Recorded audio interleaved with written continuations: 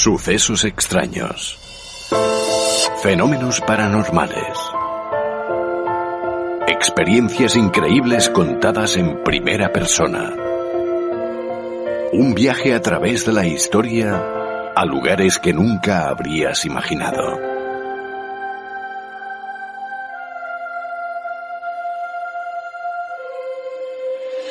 Un viaje lleno de misterio.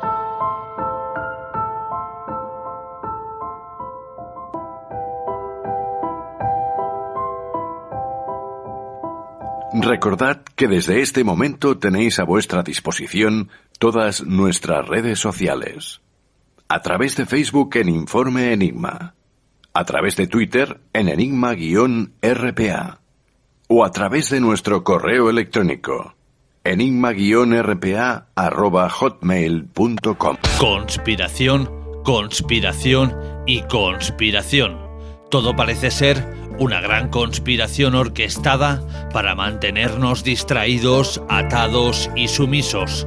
Desde el aire que respiramos, al agua que bebemos, hasta la comida que comemos. Todo parece ser un entramado perfectamente engranado y planeado con un único fin: controlar a las masas. Y es que el que más o el que menos cree en las segundas versiones, no comulga con lo que nos cuentan las versiones oficiales y tiene su propia teoría alternativa. Teoría como la que envuelve al accidente ocurrido el sábado 10 de abril de 2010 en Rusia, donde perdió la vida el presidente de Polonia, Lech Kaczynski, y otros miembros de su gabinete político a bordo de un Tupolev Tu-154M. Las versiones oficiales apuntan a un error del piloto. Sin embargo, y tras nuevas informaciones que han salido a la luz, la sombra de la duda se cierne de nuevo sobre este polémico incidente.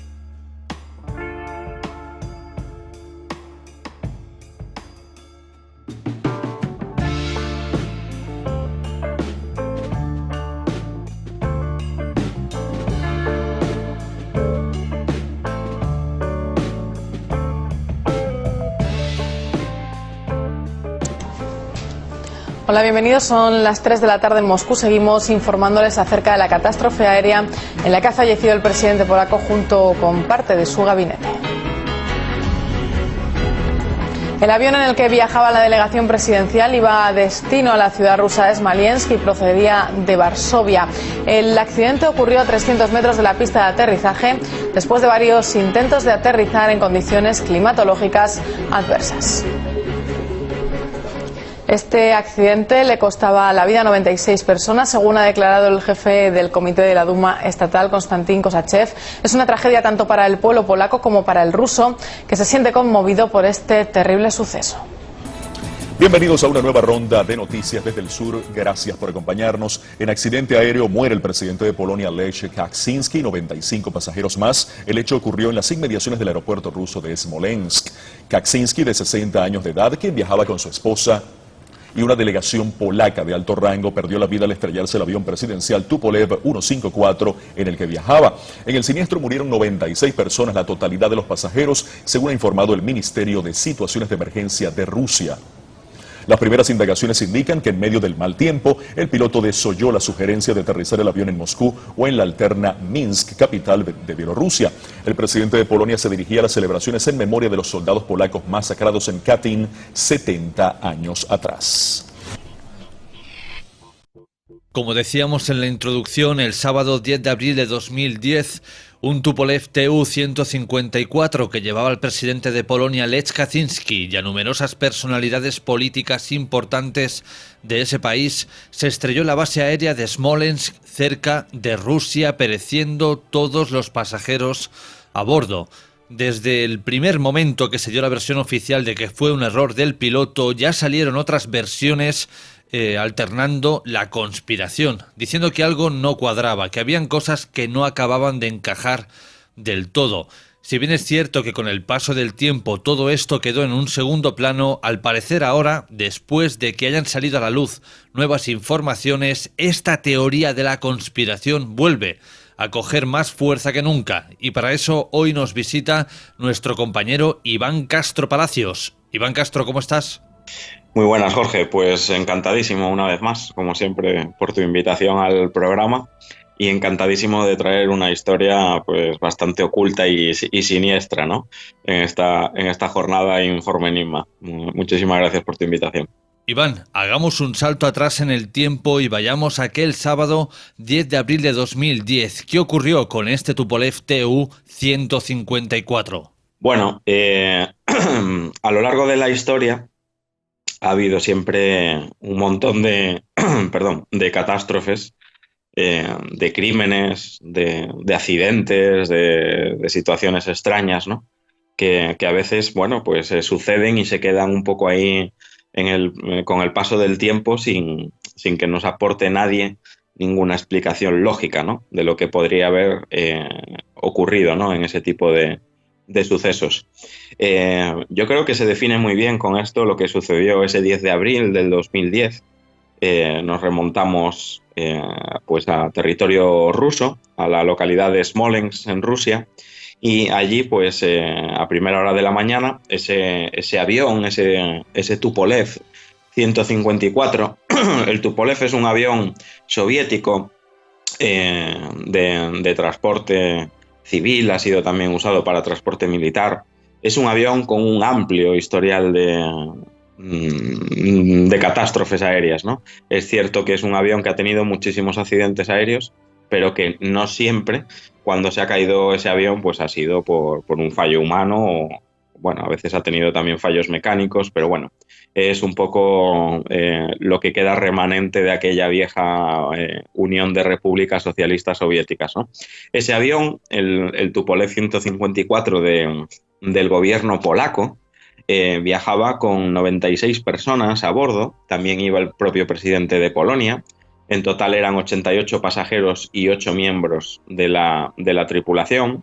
Y sucede pues en esta localidad un accidente aéreo del que nadie logra salvarse. De hecho, todos los que viajan a bordo pues mueren en esta catástrofe, ¿no? Y bueno, podría ser un accidente aéreo pues más dentro un poco del plano de la inseguridad, de viajar en esos aparatos de la antigua Unión Soviética, como antes te decía, que muchas veces también, pues hoy en día ya carecen de recambios, tienen un pobre mantenimiento, etcétera, ¿no? Se podría bucear un poco en el historial del avión. Sin embargo, pues hablamos de un avión perfectamente mantenido, un avión que era el avión presidencial. Si existe un avión en cualquier país que esté bien mantenido, pues seguramente sea el del presidente del gobierno, por encima de otros muchos, ¿no? Y ya cuando empiezas a bucear un poco los detalles del caso, pues resulta también... es casi, bueno, yo lo compararía incluso casi al suceso de Germanwings o a la desaparición del Malaysian Airlines del vuelo 370, ya que dejan pues un vacío lleno de misterios sin resolver, ¿no? Y muchas preguntas sin respuesta. El presidente polaco, Lech Kaczynski, viajaba por aquel entonces a Rusia para rendir homenaje a a miles de soldados polacos que habían sido asesinados en su día por la policía secreta de Stalin. Además fueron ejecutados en aquellos bosques, en los bosques de Katyn, en el año 1940, y esto está pues muy cerquita de Smolensk, en Rusia, que es el aeropuerto de destino donde iba este Tupolev polaco, ¿no? Y si comenzamos un poco por los detalles finales de la investigación, esta investigación se cierra parcialmente en el 2011. Según los expertos rusos pues que analizaron este caso, la principal causa de este accidente aéreo había sido una mala decisión de los pilotos polacos, a la hora de aterrizar pues ese Tupolev 154 en un aeropuerto como era Smolensk, que en ese momento la situación meteorológica pues era muy complicada. Aquella mañana había muchas nieblas, había brumas, había poca visibilidad. Y como bien he dicho, pues a bordo que viajaba el presidente polaco, viajaba su mujer, viajaban los principales mandos militares del ejército de Polonia, viajaban los principales mandos de la Marina polaca, viajaba personal importante del servicio secreto, que además estaba especialmente elegido para aquel viaje, y también viajaba pues una gran parte del gobierno polaco, por no decir casi la plana mayor del gobierno polaco en su totalidad, ¿no? Y que eran los que gobernaban Polonia en el 2010. La tragedia aérea, el accidente aéreo, desde un punto de vista, digamos que estratégico, o militar o político, es total, porque tú descabezas en ese momento un país entero, como es Polonia, queda sin mando, queda sin gobierno en un solo instante. En el instante en el que se estrella un avión, ahí se acaba todo, ¿no? Ya en marzo del 2015, Polonia acusa en un primer momento a 2 controladores aéreos rusos de provocar esa catástrofe y además solicita la extradición de ambos para ser juzgados en Polonia, ¿no? Ellos se enfrentaban por lo menos a 8 años de cárcel y claro, ¿qué sucede? Que Rusia, que Moscú, el Kremlin, pues se niega por completo a ceder, ¿no?, a tal extradición, obviamente. Hay un hombre que se llama Vladimir Markin, que era en su día el portavoz del comité de instrucción ruso que investigaba este caso, y siempre afirmó en contra de la tesis de Polonia que los pilotos polacos habían hecho caso omiso de todas las advertencias de los controladores rusos de Smolensk, que le decían que las condiciones pues no eran buenas para aterrizar, que había muchas nieblas, que había visibilidad nula, etc. Los rusos siguen manteniendo su versión inicial. El gobierno de Polonia, ya en febrero del 2016, 6 años después de la catástrofe, decide reanudar la investigación del accidente aéreo, ¿no?, que acaba con la vida de su presidente Kaczynski, que hay que recordar que Kaczynski tenía otro hermano gemelo, que pues, si no recuerdo mal, o todavía es presidente o ha sido presidente desde su muerte. Siguió gobernando Polonia su hermano gemelo, ¿no? Pues el portavoz de la Cancillería rusa, que es una mujer en este caso, María Zaharova,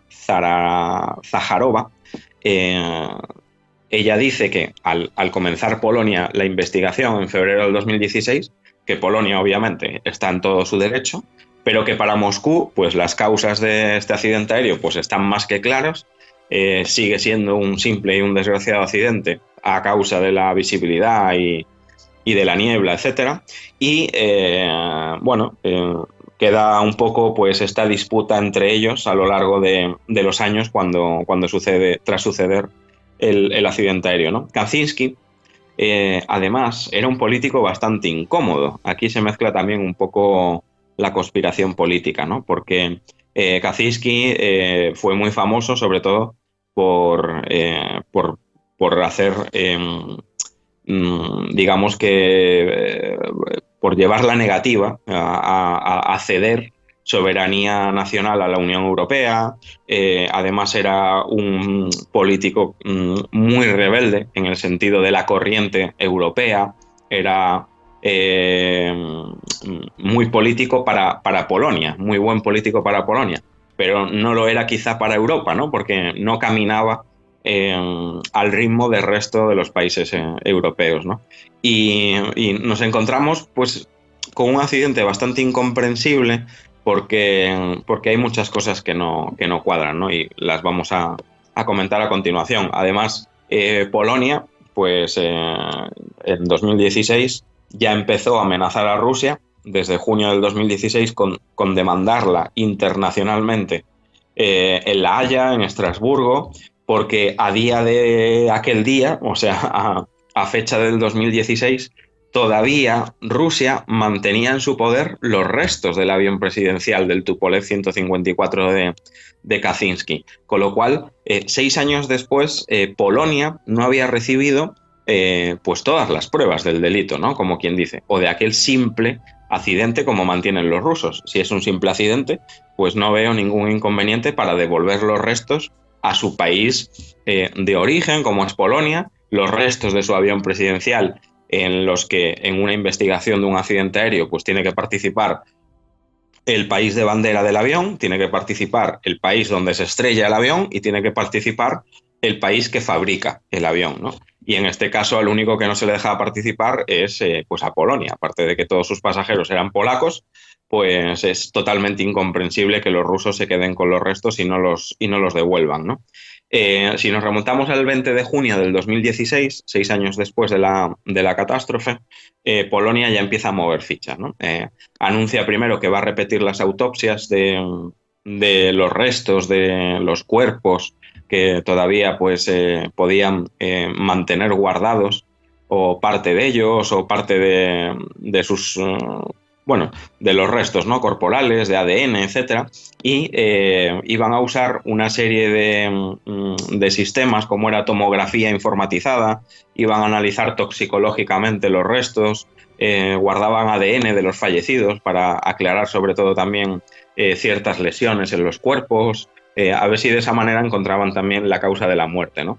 Y según Polonia, los informes médicos rusos, pues contienen errores gravísimos. Por ejemplo, 6 cuerpos fueron confundidos de identidad, que eso, bueno, realmente tampoco es muy difícil que suceda. Tenemos aquí pues la trágica experiencia del avión del Yakolev, del ejército de España también, donde se confundieron muchos cuerpos, ¿no? Y en las identificaciones en el accidente aéreo, pues hubo errores, ¿no? Al menos 6 cuerpos venían confundidos de identidad. También hubo testimonios de los primeros testigos que llegan al lugar del accidente, muy poquitos minutos después, casi apenas segundos después, ya había los primeros testigos en el lugar, ¿no? Y ellos mantuvieron en todo momento que no se veían restos de ningún cuerpo de los pasajeros. De hecho, lo que les llamó la atención es que además no se veía ningún resto de equipaje, no había nada que llevara el avión a bordo. Es muy extraño que la plana entera del gobierno y del ejército de Polonia pues también vuele en una misma aeronave juntos. Precisamente no se hace por estas cosas. Pues estamos acostumbrados a que, por ejemplo, en España, pues el rey y el príncipe no volaban juntos, el presidente y el vicepresidente del gobierno intentan no volar juntos también. Quiere decir que se protege de alguna forma pues el no perder un gobierno de un momento a otro por quedarse descabezado por un accidente, ¿no? Y Rusia lo que hizo es que en un primer momento confirma a Polonia tras el accidente que solamente están identificados 14 cuerpos de los 96 que iban a bordo, supuestamente, pero sin embargo la prensa rusa confirma la muerte de 96 personas, 88 de ellos que son miembros del gobierno polaco y del ejército, y el resto 8 miembros de la tripulación, ¿no? Polonia también baraja en un primer momento el secuestro y el asesinato incluso de muchos de ellos en diferentes puntos de Polonia. Se enrevesa mucho el caso en este punto porque no queda muy claro el por qué se decide que todo el gobierno se suba a un avión y viaje con el consecuente peligro que podría pues entrañar esto, y como al final pasó, que el avión se estrella, ¿no? Es cierto que están todos dentro de la lista de los pasajeros del Tupolev. Sin embargo, pues sería una excusa perfecta para eliminar a ciertas personas que luego realmente no hay muchas pruebas ni indicios concretos ni muchas imágenes en las que se vea pues que cada persona que estaba en el avión realmente llegó a viajar en el avión, o sea, abordó el avión en Polonia.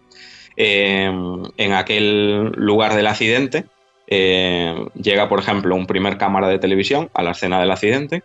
Él declara que no ve rastros de sangre, por ejemplo, no ve cuerpos, no ve equipajes como los otros testigos, y de hecho lo primero que valoran es que se ha estrellado un avión que no llevaba ningún tipo de pasaje. Se podían haber matado pues 2 pilotos, pero que no llevaba a nadie más a bordo, porque no aparecía, ¿no? Tampoco aparecían ambulancias, no aparecían personal médico ni de emergencias.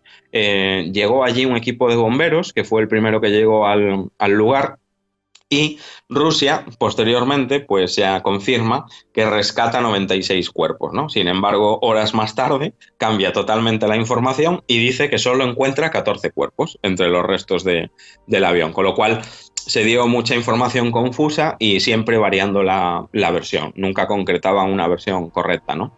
Si hablamos del avión, pues ese Tupolev, las siglas TU, pues es de la nomenclatura de Tupolev, el 154, es un avión de fabricación rusa. Había estado, curiosamente, en mantenimiento pues en territorio ruso días antes del accidente aéreo.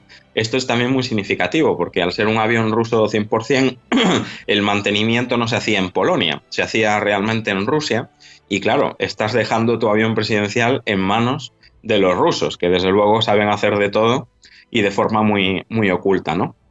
Hay un piloto que participa en la investigación como investigador independiente del caso, ¿no? Y él declaró en muchas ocasiones que había, por lo menos, si no pistas, sí muchos indicios de que el accidente podía haber sido provocado por un fallo en el sistema de control de los pilotos, ¿no? Digamos que esa columna de mandos, lo que llamamos vulgarmente como los cuernos, ¿no? Esos mandos con los que realmente el piloto coge el avión con sus manos, podían haber estado bloqueadas intencionalmente en alguna fase del vuelo, ¿no? Al estar el avión en Rusia días antes, él sostiene que se podría haber instalado un dispositivo, si no bien en los mandos de vuelo o en los flaps, y se podría haber realizado pues, la aproximación para el aterrizaje y cuando los flaps se despliegan, que esos flaps son esa parte del ala que vemos por detrás que sube y baja. Cuanto más baja el avión, pues mantiene su sustentación a menor velocidad, quiere decir que los usamos para aterrizar.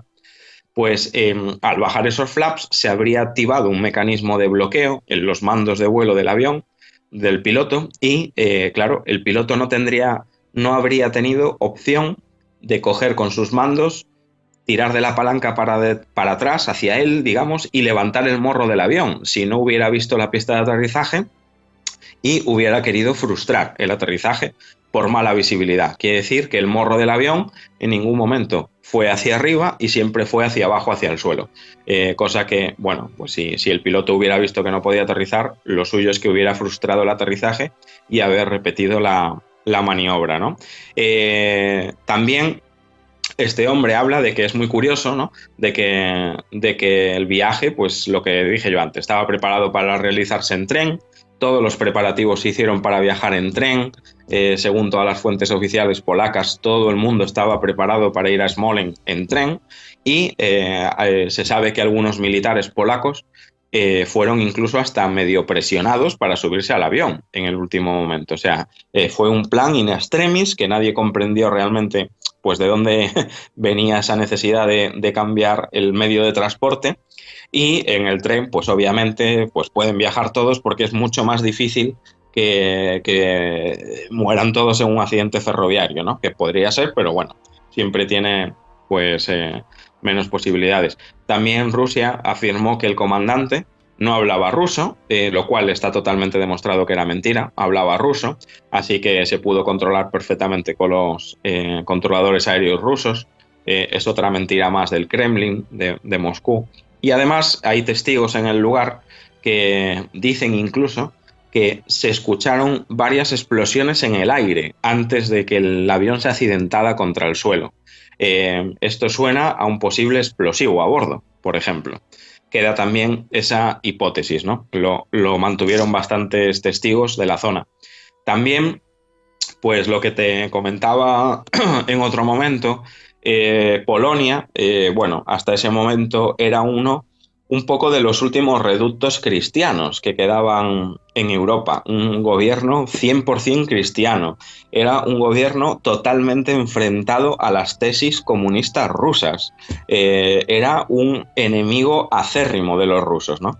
Ya viene incluso todo esto desde la Segunda Guerra Mundial, pero era un vecino muy, muy incómodo para Rusia, ¿no? Y desde que ocurre el accidente, pues hay al menos una decena de investigadores polacos que se meten a participar en el caso, en este accidente aéreo de Smolensk.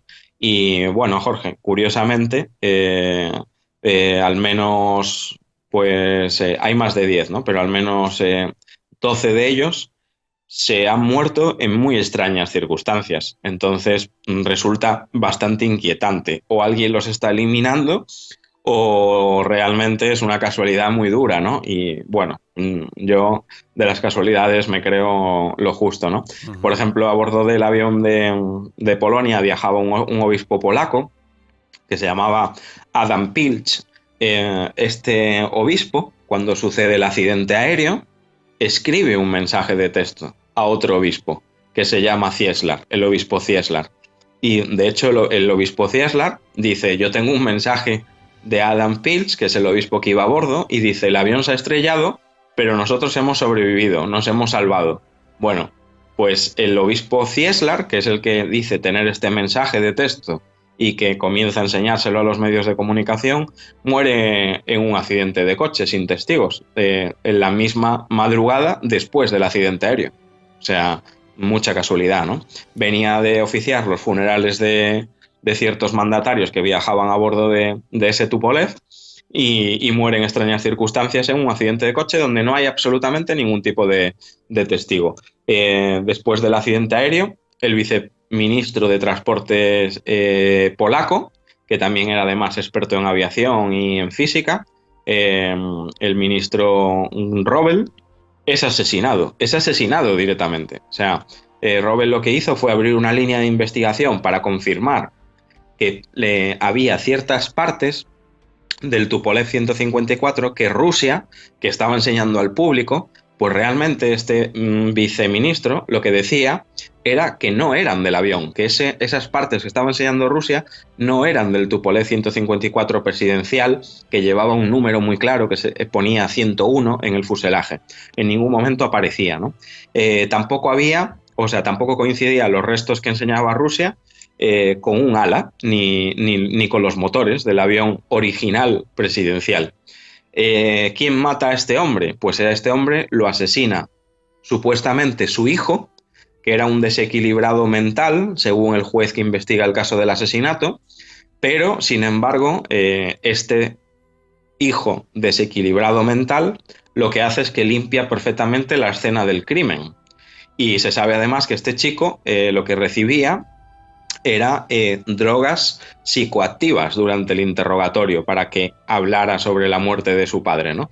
Para que al final los investigadores, al darle este tipo de drogas, lo que querían era escuchar lo que ellos querían, ¿no? Y al final, pues a este chico se le encerró en un manicomio para siempre y prácticamente se tiró la llave, porque allí sigue encerrado, ¿no? Y la cabina de vuelo del Tupolev 154 nunca se enseña al público. Porque según Moscú, pues no logra encontrarse nada de ella que quede visible. Sin embargo, Moscú presenta informes donde se extrae ADN, donde dice que se extrae el ADN de ciertos tripulantes, y en concreto Moscú dice que se halla la cabina del Tupolev 154 y que de ahí han podido extraer ADN de la cabina y ADN de los pilotos, ¿no? De sus restos en la cabina. Es decir, muchas pruebas, unas en contra de otras, y al final nada cuadra, sobre todo de lo que cuentan los rusos. Otra muerte sospechosa, por ejemplo, un cámara de televisión, el cámara de televisión Risto Niz, fallece el 2 de junio del 2010, poquito después del accidente aéreo, en Varsovia. Es asesinado en su piso. Este era un empleado del canal de televisión TVN de Polonia, y él lo que contó días antes es que tenía grabado en vídeo el aterrizaje perfecto del avión en Smolensk. O sea, quiere decir que este cámara sostenía que había una cinta que él tenía en su poder, donde se veía perfectamente cómo el avión había aterrizado y había llegado todos sanos y salvos. El vídeo, por supuesto, nunca se hace público, y él pues aparece asesinado en su piso en Varsovia. Hay otro implicado muerto en accidente de coche también, que es Marek Duliniz. Es el líder del grupo de investigadores arqueólogos que se había reunido para comenzar la investigación en Smolensk, en el lugar donde supuestamente se estrella el avión. Pues también aparece muerto en accidente de coche. Hay otro hombre que era un periodista de investigación que se llama, los nombres polacos son difíciles de pronunciar, el apellido Zulinski, también sufre un sabotaje en su coche. Sin embargo, él sobrevive. A este hombre no pueden asesinarlo pero dice que también siempre mantuvo que había muchísimos detalles de que nada hacía coincidir al accidente aéreo con a la realidad con un accidente aéreo, ¿no? En Smolensk. Él fue uno de los pocos que quizá intentaron acabar con su vida y se salvó. Y allí en el lugar del accidente aéreo, este hombre mantenía, el periodista Zulinski, que había, que sobre 1 metro de fango en tierra, la tierra estaba muy embarrada en aquel lugar, pues se encuentra, por ejemplo, una insignia polaca de la sala presidencial del avión, no tiene absolutamente ningún rasguño, está sobre el fango perfectamente puesta, no está manchada, no tiene ningún síntoma de haber sido golpeada en un accidente aéreo, o sea, es un objeto que va dentro del avión. Imagínate si se estrella de esa forma, todo lo que está dentro del avión evidentemente no puede permanecer sin un rasguño, ¿no? Y lo más sospechoso es lo siguiente, ¿no? Que aparece, por ejemplo, nos cuenta este periodista, una gorra de uno de los uniformes militares del general polaco Blasik, que era otro general que iba a bordo del avión, aparece en perfecto estado, aparece sin una gota de fango, ni de barro, ni nada, pero es curioso porque aparece con el emblema del águila polaca, pues colocada al revés.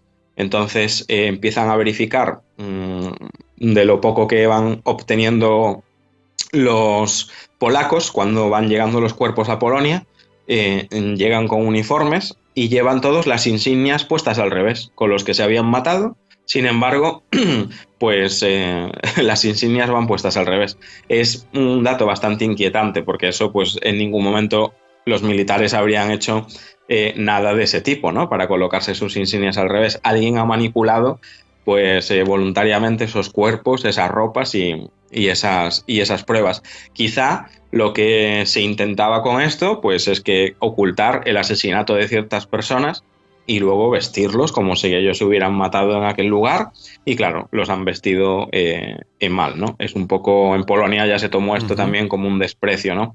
A las víctimas de este accidente, y ya esto ya caló profundamente en la sociedad, ¿no? Y para ir terminando un poco los datos del accidente, por ejemplo, todos los miembros del gobierno de Polonia, cuando sucede el accidente, entre comillas, pues todos los miembros que quedaban del gobierno polaco que no habían viajado, estaban en Varsovia, reciben el mismo mensaje de texto, con las mismas instrucciones a cumplir en sus teléfonos móviles. Se les dice que no deben opinar ni declarar en público acerca del suceso, que todo había sido culpa de los pilotos del avión presidencial, que volaban muy bajos en medio de una intensa niebla y que se estrellan al intentar aterrizar con visibilidad cero. Y es la orden que se le da a todo el que queda vivo en Varsovia para que nadie, pues, se desmarque de la postura oficial de los rusos, ¿no? Prácticamente. Y también había que investigar la razón, supuestamente, por qué los pilotos habrían intentado aterrizar en esas condiciones, porque, bueno, suficientemente profesional el piloto del avión de un gobierno presidencial como para no arriesgar las vidas, ¿no?, del propio gobierno. Si no se puede aterrizar, pues no se aterriza. Y esto era un poco todas las órdenes que se le dieron por mensaje de texto a los miembros del gobierno polaco, ¿no? Esto tras el accidente. Y para ir terminando, pues hay una última tesis también sobre este misterioso accidente, entre comillas, que podría, para muchos investigadores, para muchos periodistas, pues estas muertes de ciertos políticos que iban un poco en contra de ese proyecto soberanista de la Unión Europea, etcétera, al final lo que vuelven a destapar es un asunto que ya rondaba hace muchos años, ¿no?, detrás, digamos, del telón político en Europa, ¿no? Y lo que demostraban es que sigue existiendo una red terrorista oculta que sigue actuando, pues, de una forma bastante contundente para influir en la política interna de la Unión Europea, ¿no? Tiene un único objetivo, que es pues poner en marcha, digamos, que una segunda estrategia de tensión para acelerar el proceso de consolación de la Unión Europea y, digamos, que pues apartar un poco a las ovejas descarriadas, ¿no?, como era Kaczynski.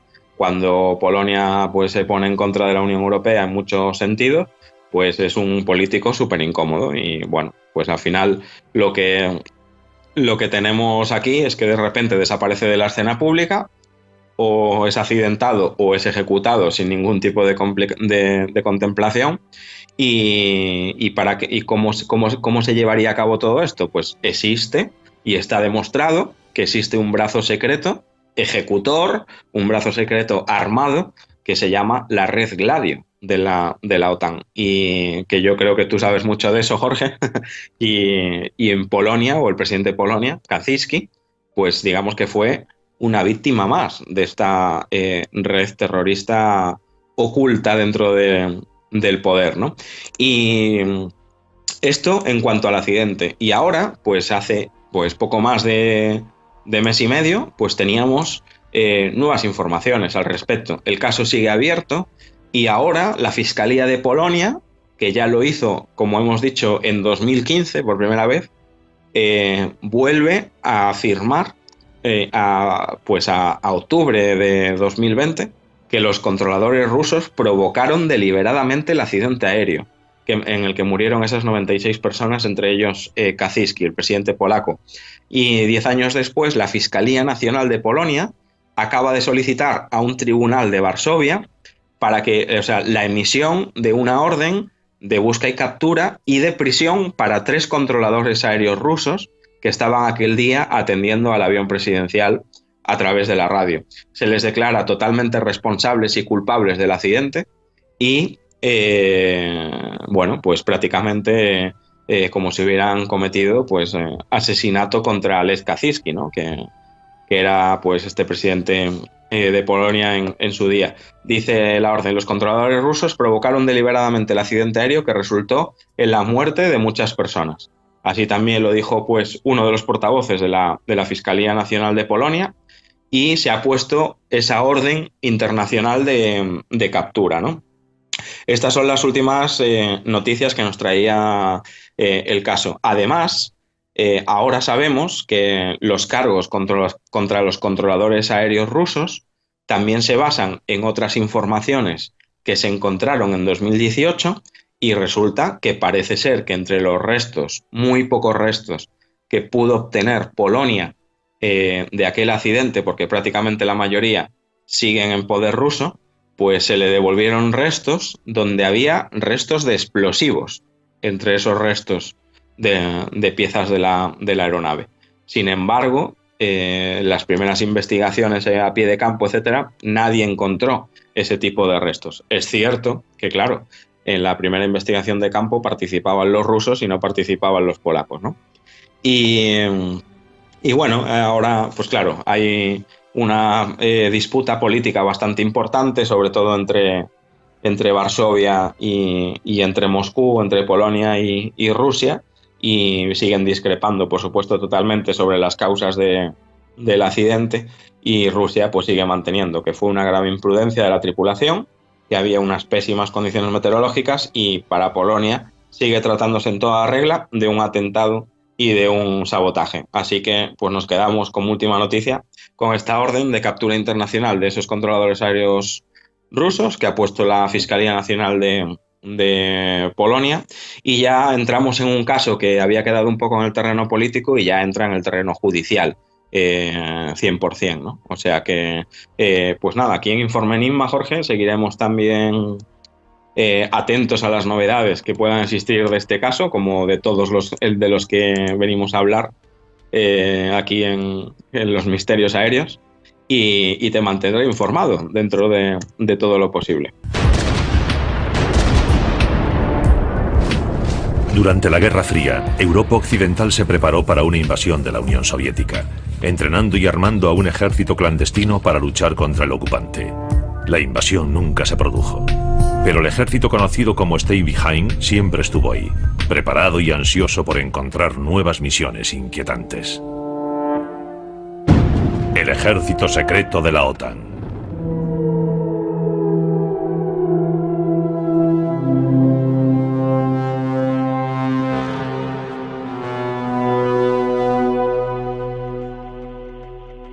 Ya estáis viendo, queridos amigos, si os gusta el mundo de la conspiración, este es vuestro espacio, porque aquí, y más en este tema hoy del Tupolev, del presidente Lech Kaczynski, tenemos gustos y colores. Desde un secuestro, desde asesinato, desde manipulación en tierra, desde acciones religiosas, e incluso interviene la red Stay Behind, o más conocida como la Operación Gladio. Pero esto no termina aquí, porque también, Iván, hay especulaciones de que en el sarcófago del presidente se encontró algo muy extraño. Exactamente, cuando se devuelve el cuerpo del presidente aparecen dos cuerpos más. Bueno, restos de dos cuerpos más, ¿no? Entonces, esto lo que te demuestra es que esto se hizo a prisa y corriendo. Está claro que a alguien le interesaba, bueno, pues ya ha matado al presidente, os devolvemos los cuerpos, lo enterráis y ya está. Y pues una desgracia, ¿no? Pero esto se hizo a prisa y corriendo y muy mal, porque solamente el detalle de que los militares que volvían con sus uniformes, con las insignias cambiadas, etcétera, alguien desvistió a esos cuerpos para volverlos a vestir. Entonces me imagino que, claro, también si pues tú le pegas un par de tiros a una persona y quedan los agujeros de bala en las ropas, no conviene entregarlos con esas ropas. ¿Qué haces? Le buscas un uniforme similar, le vuelves a poner todas las insignias que llevaba y aquí paz y luego gloria, ¿no?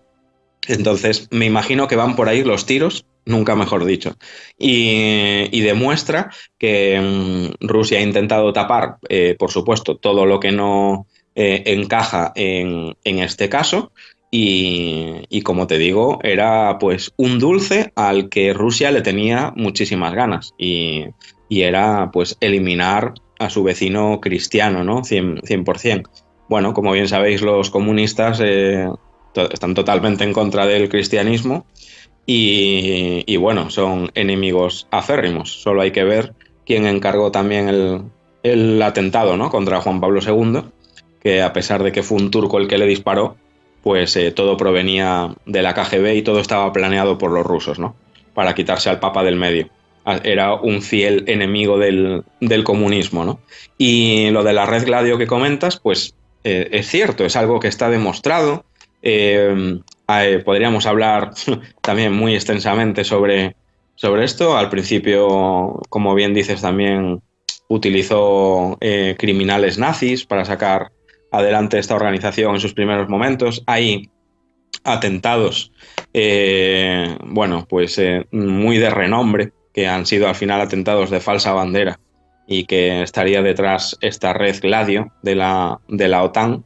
Y bueno, es una red que opera y operó en muchos países. Yo mantengo ciertos contactos con gente de los cuerpos y fuerzas de seguridad del Estado, de servicios de inteligencia, etcétera, y me lo han confirmado todos, o sea, pero muy abiertamente. Es cierto que ahora pues se les presupone menos movimiento, pero es cierto que existen y que han existido y que quizá en España no tengan mucha presencia, es quizá de los territorios europeos donde menos se han movido y donde era menos necesaria la desestabilización. Pero bueno, también habría que preguntarse si todo lo que está ocurriendo políticamente en España ahora le conviene a alguien o no, que yo creo que sí. Y ya hemos visto pues la injerencia rusa en el tema de Cataluña, etcétera, y bueno, pues da mucho que sospechar, ¿no, Jorge?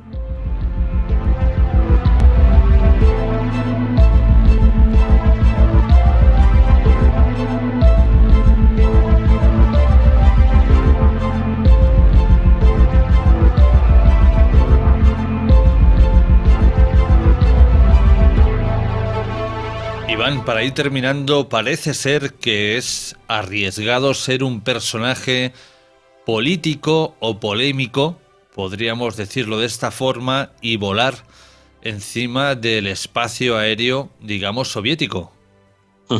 Bueno, pues sí, también se han dado casos últimamente en Europa como el derribo, ¿no?, del Malasian 17, del que también hemos hablado en el programa. Y no tiene sentido hoy en día que un avión pueda ser derribado o pueda ser saboteado. Entonces es que tiene que ser tan a propósito y tienes que saber también lo que estás haciendo, que desde luego es totalmente voluntario. Y bueno, estamos acostumbrados, ¿no? Durante toda la historia de la época moderna, pues una potencia como Rusia siempre ha hecho, o como la URSS, siempre ha hecho lo que ha querido. Y cuando no ha podido hacer lo que ha querido, pues lo ha hecho con el plan B. que es jugando sucio, asesinando gente a la manera rusa, ¿no? Digamos que los americanos pues también tienen la suya y no son mucho mejores en este sentido, pero es cierto que son muy peligrosos. A día de hoy, pues Rusia con Putin a la cabeza es uno de los países más peligrosos del mundo. Yo no sé por qué, bueno, la gente le teme mucho a Corea del Norte y ese tipo de naciones, ¿no? Pero al fin y al cabo, vamos, yo creo que tiene muchísimo más peligro un país como Rusia actualmente, que está dispuesta a conseguir lo que sea a base de lo que sea. Y lo sabemos y lo hemos visto demostrado. El caso del derribo del Malasian 17 sobre Ucrania, pues bueno, todo apunta, como hemos dicho también en tu programa, que han sido los rusos, y faltaría saber realmente que por qué se derribó aquel avión, qué era lo que iba dentro o quién iba dentro tan importante como para que ese avión no llegara a su destino y matasen a 290 y pico personas, ¿no? Y bueno, pues ya si empezamos a pensar en lo que hemos comentado de esta red Gladio paramilitar, con tanto renombre detrás de los principales atentados en Europa, pues hombre, yo creo que es para pararse a pensar, a reflexionar, a tomarse un café y a preparar un buen programa sobre este tema, Jorge. Estaremos atentos a las últimas novedades e informaciones sobre el caso del presidente Lech Kaczynski y, bueno, en general sobre este mundo de conspiración y entramados ocultos que también gira en torno a la aviación mundial. Iván, como siempre, un placer, un abrazo y hasta la próxima. El placer es mío y nada, pues despegamos y hasta tu próxima invitación. Un abrazo. Un abrazo, Jorge. Muchas gracias. Le recordamos que, según el alcalde de Smolensk, no hay supervivientes en la catástrofe. La lista de los fallecidos ya ha sido publicada. El avión del presidente polaco, Lech Kaczynski, volaba, como les decíamos, desde Varsovia con destino a la ciudad de Smolensk, en Rusia central, y se estrelló cerca de las 10:50 horas de la mañana, hora moscovita, en su cuarto intento de aterrizar a 300 metros de la pista en el aeropuerto de destino en condiciones de una densa niebla. Se supone que la causa principal del accidente ha sido un fallo de la tripulación. Los controladores aéreos informaron a los pilotos acerca de las malas condiciones meteorológicas, pero todo apunta a que el capitán tomó la decisión de no desviar la nave de su rumbo y aterrizar en la ciudad de Smolensk. La nave rozó la arboleda cercana y cayó. A causa del duro choque contra la tierra, la cola de la nave fue arrancada. Se conoce además que a bordo del avión del primer mandatario viajaba también su esposa María Kaczynska y una delegación de altos mandatarios del país, como el exministro de Defensa y el último presidente de la República, Richard Gozarowski, el jefe de la Cancillería Presidencial y también el obispo de la división del ejército polaco estaban en este vuelo.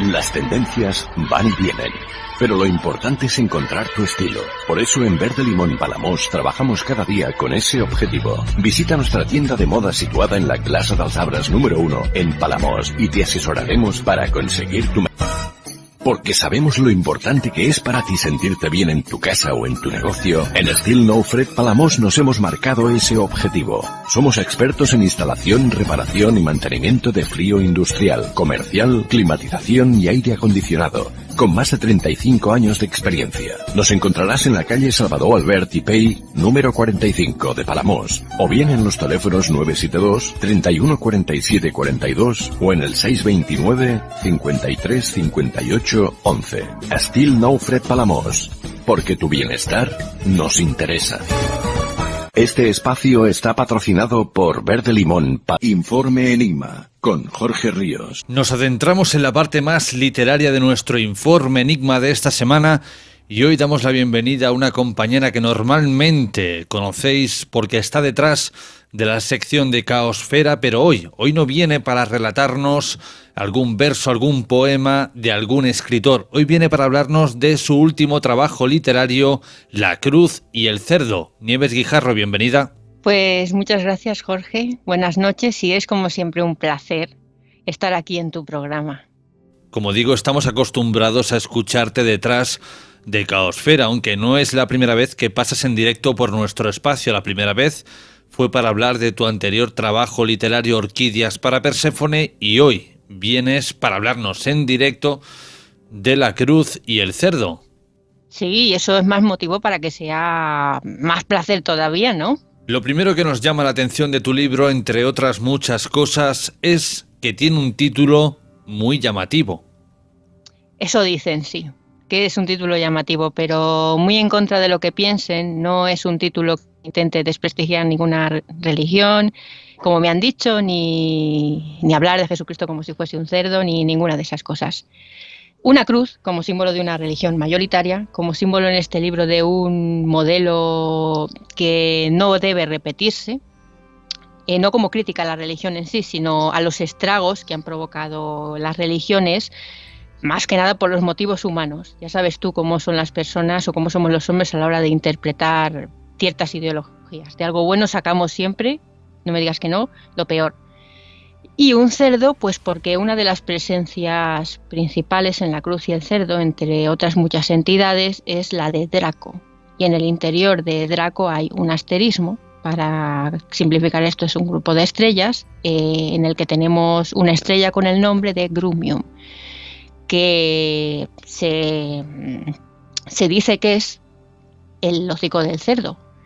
No se sabe muy bien por qué, pero yo entiendo que es del término latino grum, de gruñido, y eso es La Cruz y el Cerdo. Cuando buscamos información de La Cruz y el Cerdo nos salen diversas imágenes de estas ilustraciones hechas por Ediciones Bernacchi y resulta que tu libro, o a simple vista eso parece, tiene una semejanza un poquito, no voy a decir con una Biblia, pero sí con una especie quizás de libro ritualístico. Sí, bueno, de hecho mi editor lo diseñó así porque cuando leyó la primera versión se puede decir que vislumbró el libro, ¿no? Y en este libro, pues bueno, contiene una serie de versos y sobre todo muchos cánticos. Ahora te explicaré cómo vino todo. Y bueno, esa idiosincrasia le dio pie, como digo, a que el libro fuese diseñado así porque él hablaba solo, él lo pedía.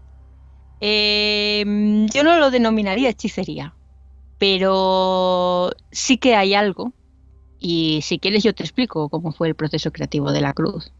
Antes de que profundicemos en ese proceso creativo que sé que para ti es muy importante, brevemente, Nieves, nos gustaría que nos explicaras así a grosso modo, sin destripar el libro y sin hacer ningún tipo de spoiler, qué va a encontrar el oyente, en este caso de Informe Enigma, cuando adquiera La Cruz y el Cerdo.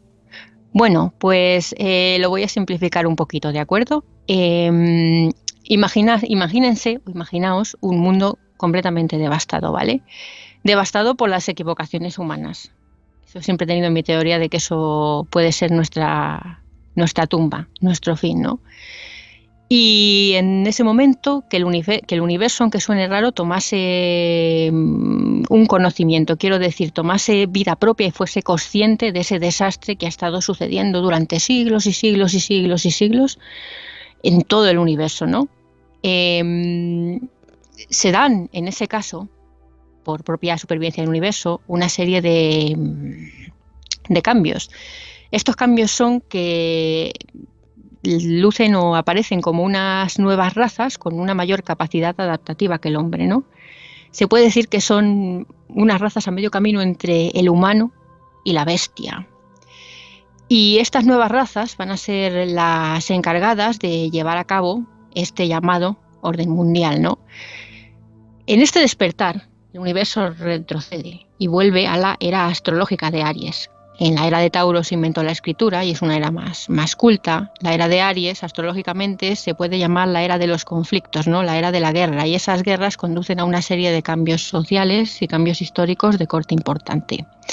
Esto sucede en la Cruz y el Cerdo, ¿no? Se dan una serie de cambios importantes que serán, por así decirlo, la senda que deben seguir estos nuevos moradores para poder hacerse con el control del planeta y llevar a cabo esta revolución con éxito, ¿no?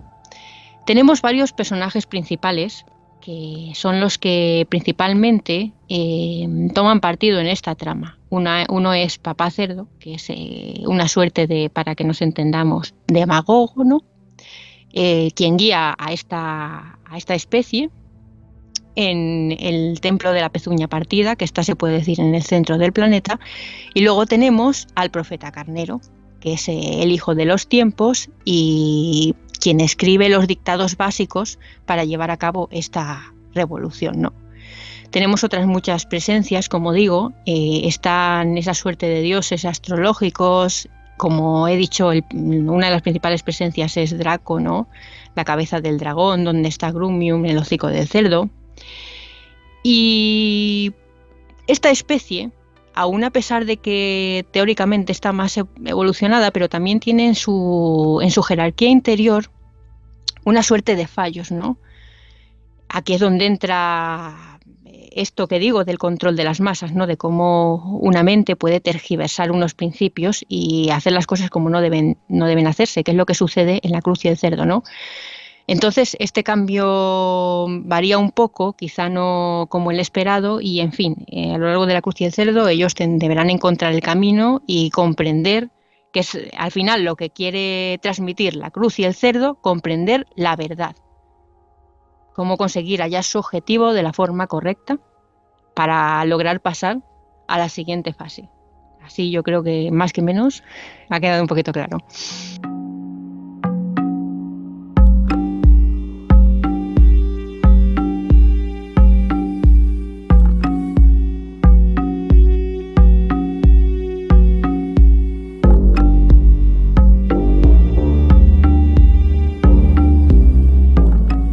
¿Entendéis ahora, querida audiencia, por qué preguntamos al escritor que nos explique ¿Entendéis ahora, querida audiencia, por qué siempre preguntamos al escritor que nos explique qué va a encontrar el lector, en este caso vosotros, queridos oyentes, dentro de su trabajo literario? ¿Por qué hay obras que son tan complejas, que son tan complicadas de explicar, que solamente ellos pueden hacerlo? Aunque Nieves, no sé, quizás podrías haberte decantado por la típica novela romántica, ¿no? Chico se casa con chica y ya lo tenemos resuelto.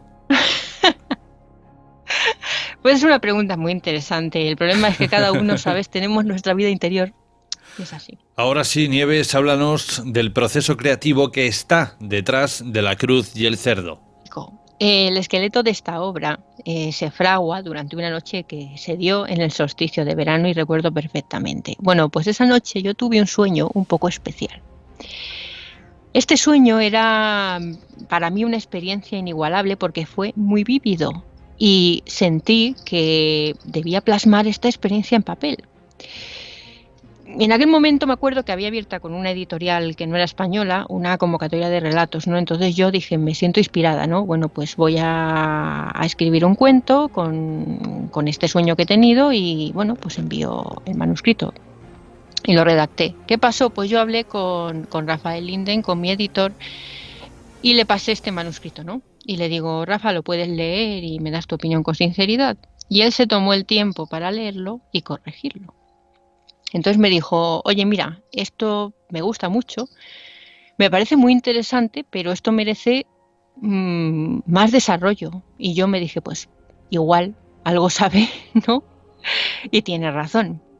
¿Qué sucedía? Bueno, pues se trataba de una historia que era demasiado simbólica, todavía yo no podía comprenderlo todo, acababa de tener un sueño. Entonces, las sensaciones que yo había experimentado durante aquel sueño, como te digo, no eran nada que se pueda describir ni nada habitual. Entonces, yo estaba ante una pesadilla, se puede decir, Y me di cuenta por su idiosincrasia que no era solamente producto del lado más oscuro de mí misma, que podría ser, sino que había ahí de fondo algo más que estaba guiándome en este proceso y incluso guiaba el que se convirtiera en una obra, ¿no? Yo quería completar el manuscrito como fuese. Entonces intenté volver a soñar lo mismo. A veces me ha funcionado, pero en esta ocasión pues no me funcionó. Y como el subconsciente es algo que está fuera de nuestro alcance, debemos dejar que haga lo que le dé la gana, pues tuve una idea que la comenté con Rafa, ¿no? Él, pues bueno, sabe que yo tengo por costumbre hacer ciertas cosas que tienen relación con el mundo, como tú dices, metafísico y todo esto, ¿no? Y astral. Y una de las prácticas principales que yo realizo cuando puedo es el trance. Sabemos lo que es el trance, ¿no? El trance es un estado y ese estado sirve de vehículo a ciertas funciones neurológicas y también físicas y ayuda a que estas funciones se conviertan en receptoras de estímulos que no podemos percibir de otra manera si no es así, ¿no? Sabemos que hay muchas técnicas para el trance. Cada maestrillo tiene su librillo. Tiene su librillo, ¿no? Pero yo en mi caso pues me dio por exactamente.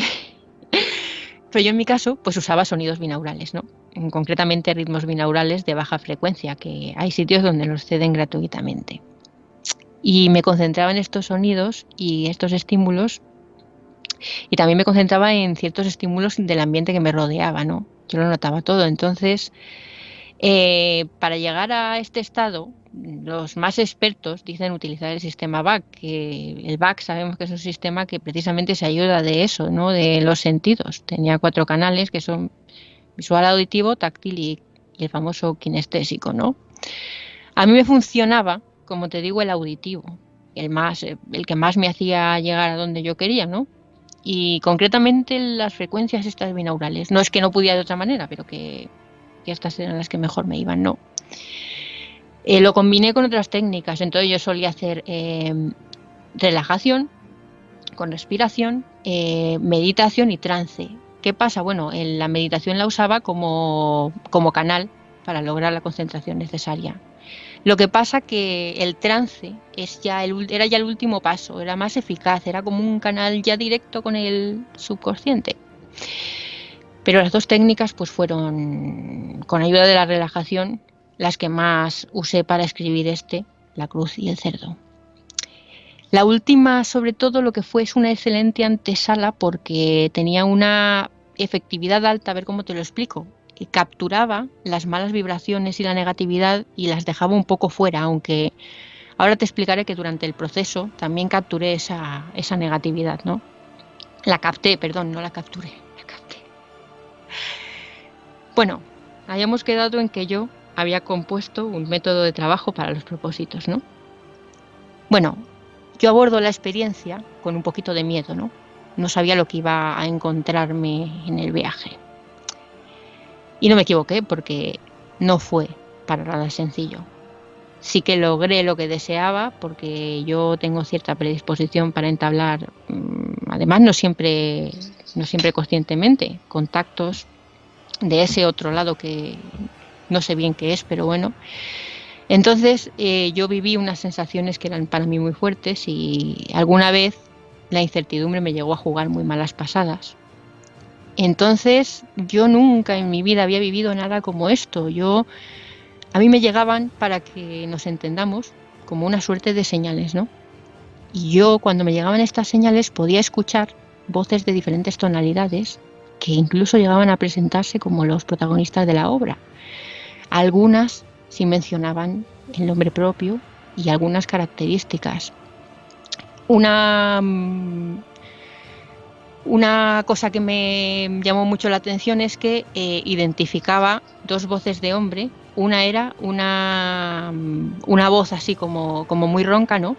Que incluso parecía tener un eco. Otra era como una voz más, ¿cómo explicártelo? Más suave, más aterciopelada.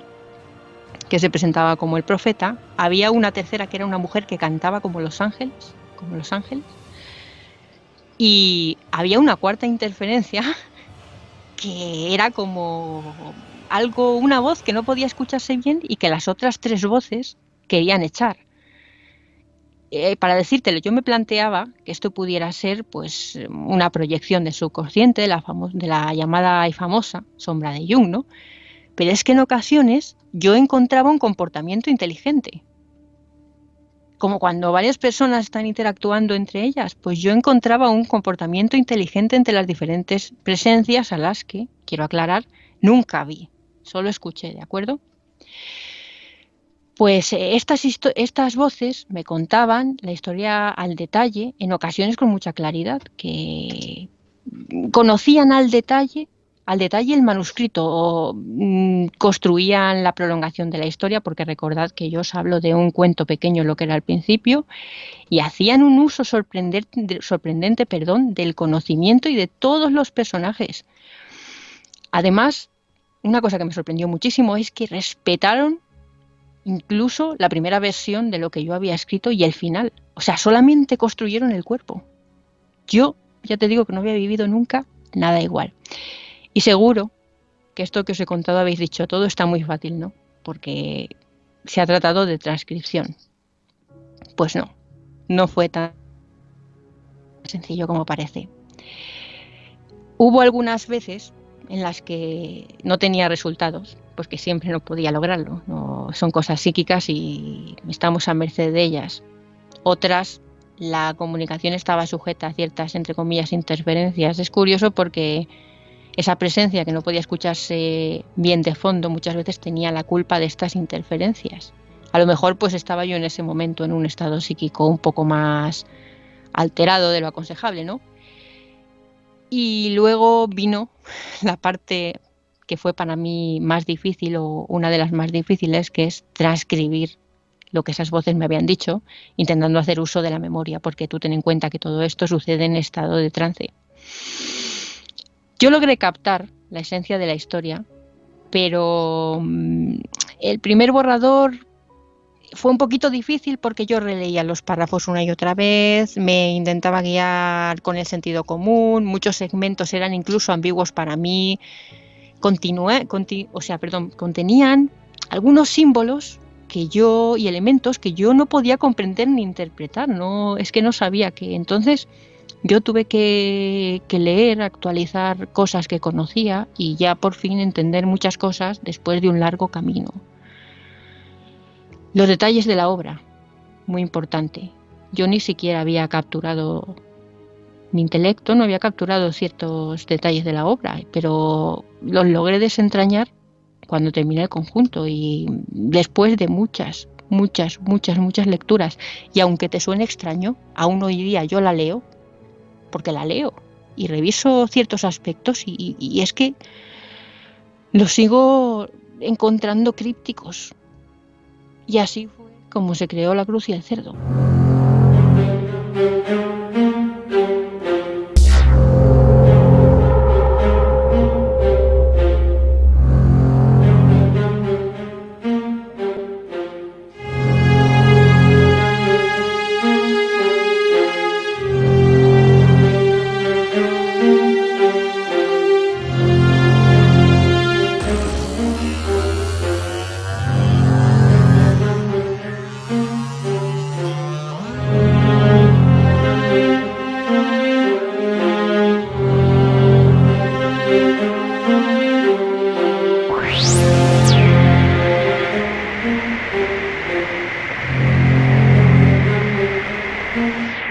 Si por algo destaca Ediciones Bernacchi es por crear auténticas obras de arte de esas historias que emergen de la imaginación de los escritores. En tu caso, ¿qué ilustrador o ilustradora está detrás de esas imágenes de La Cruz y el Cerdo? Antonio Hernández, que lo ha hecho maravillosamente, además cumplió bien todas las instrucciones que se le dieron, y Afde Bennett, que también participó en otro de nuestros libros, en Gritos Sucios, haciendo las iniciales del libro, que es una maravilla, y la verdad es que estoy muy contenta con el trabajo de ambos, porque ha sido un trabajo en equipo, pero un trabajazo. Vamos finalizando nuestra entrevista y como vemos este libro está lleno de entresijos y entramados realmente misteriosos, pero incluso la portada Nieves, si no me equivoco, también tiene algún que otro secreto. La portada sí es, bueno, tampoco es ningún secreto. Te voy a explicar también cómo surge un poquito la portada, ¿no? Yo lo que veía, algo me lo decía, igual que ha sucedido todo esto, ¿no? Algo igual que me decía que tenía que transcribir el relato, me decía que la portada tenía que contener pues una cabeza de cerdo y que no fuese una cabeza de cerdo de cualquier manera, ¿no? Entonces yo utilicé también esta técnica y lo que hacía era, pues bueno, pero esta sí que era más como automática, ¿vale? Intentaba utilizar así también estas técnicas de concentración y yo hacía borradores en mi casa que todavía tengo aquí. Y los dibujos, bueno, los dibujos que salían en aquel momento psíquicos y solos los tengo aquí. Pero finalmente, después de todo eso y de mostrarlos y tal, pues Bernacchi fue quien tuvo la última palabra de cómo debía ir todo el diseño de cubierta y los elementos. La cruz y el cerdo, un libro que tiene un prólogo de nuestro queridísimo amigo Fran Escandell, un auténtico maestro en diversas, podríamos decir, disciplinas, y el epílogo de Badger Aníbal. Nieves Guijarro, ¿dónde pueden adquirir La cruz y el cerdo? Pues yo les recomiendo en la página oficial de Ediciones Bernacchi, que además lo traen así muy bien empacado y con su cajita y tal. Y claro, también lo pueden conseguir a través de Amazon y a través de Lectu. Y ya próximamente pues podré decir más cosas. Bueno, pues a la espera quedamos. Nieves Guijarro, como siempre, un placer, un abrazo enorme, te deseamos el mayor de los éxitos y nos escuchamos en otra ocasión. Un abrazo.